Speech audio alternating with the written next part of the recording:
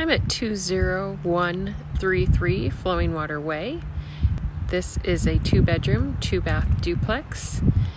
Both sides are pretty much identical, so we're going to go look in Unit 1.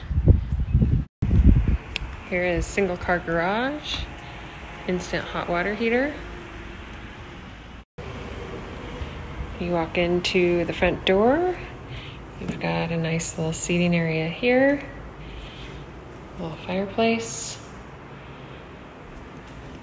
mini split AC, got kitchen with a little eating bar, storage pantry, dishwasher, gas range, refrigerator. This is the backyard of Unit 1.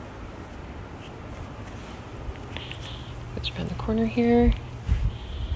There's a gate on that side. We'll go ahead and head upstairs. Top of the stairs, we've got bedroom 1,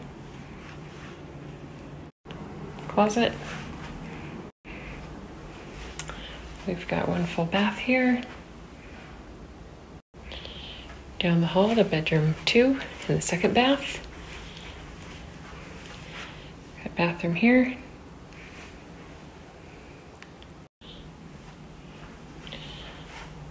Bedroom 2, same size as bedroom 1.